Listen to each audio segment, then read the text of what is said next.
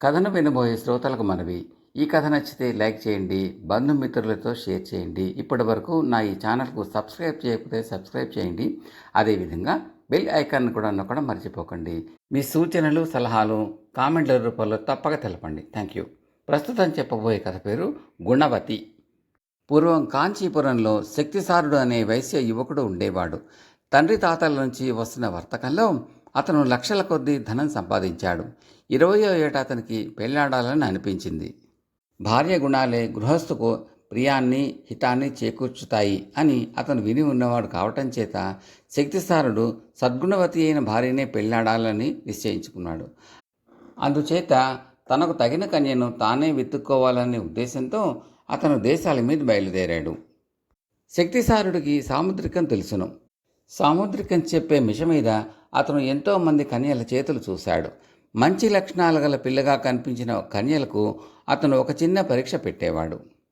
అతను ఈ ప్రయాణంలో తన వెంట 2 సేర్ల బట్టలు తీసుకుని వెళ్ళాడు. తనకు నచ్చినట్టు కనపడిన పిల్లకు ఇచ్చి, అమ్మాయి, ఈ బట్టలతో నాకు ఈ పూట భోజనం వండి పెడతావా అని అడిగేవాడు. ఈ మాట విని కొందరు అతన్ని వెర్రివాడా అన్నట్టుగా చూసేవారు. మరికొందరు ఆశ్చర్యపడి అది ఎలా సాధ్యమవుతుంది అన్నారు. కానీ ఒక్కరు కూడా ఆ పని చేయలేకపోయారు. ఇలా కన్యలను చూసుకుంటూ వెళ్ళగా అతనికి ఒకనాడు కావేరీ తీరాన ఒక కుటీరంలో గుణవతి అనే ఒక పిల్ల, ఆమెను సాకుతున్న ఒక వృద్ధురాలు కనిపించారు. వారు నిరుపేదలు.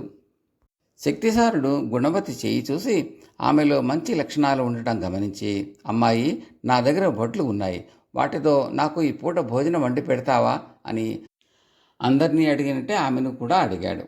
గుణవతి ఈ మాట విని నవ్వనూ లేదు, ఆశ్చర్యపడనూ లేదు. ఆమె అతను కోరినట్లుగా ఆ వడ్లతో భోజనం చేసి పెట్టడానికి ఒప్పుకున్నది.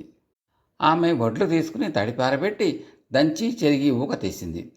ఆ ఊకను అవ్వకిచ్చి, అవ్వ, దీన్ని బంగారు పని వాళ్లకు అమ్మి ఆ డబ్బులతో ఆటే పచ్చివి, ఆటే ఎండువి కాని కట్టెలు, ఉసిరిపప్పు పట్టుకురా అన్నది.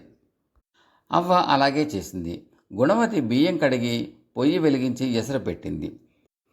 బియ్యం చిమడగానే వార్చి గంజి తీసి అందులో కొంచెం ఉప్పు వేసి ఉసిరిపప్పు నూరి ముద్ద చేసి శక్తిసారుడికి ఇస్తూ, ఈ ముద్ద నోట్లో వేసుకుని ఈ గంజి తాగండి, తర్వాత కాసేపు విశ్రాంతి తీసుకుని స్నానం చేసి వచ్చారంటే భోజనం పెడతాను అన్నది.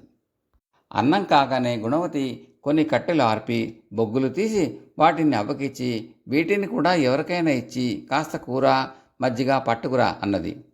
అవ్వ తెచ్చిన కూర వండి భోజనాల వేళ దాటకుండానే గుణవతి అతిథిని స్నానం చేసి రమ్మన్నది. శక్తిసారుడు స్నానం చేసి వచ్చి కూర మజ్జిగతో సహా కడుపు నిండా భోజనం చేశాడు. అతనికి గుణవతి పొదుపు యుక్తి చూసి చాలా సంతోషమేసింది. ఆమెకు తన అసలు వృత్తాంతం చెప్పేసి తనను పెళ్లాడవలసిందిగా కోరాడు. గుణవతి ఒప్పుకున్నది.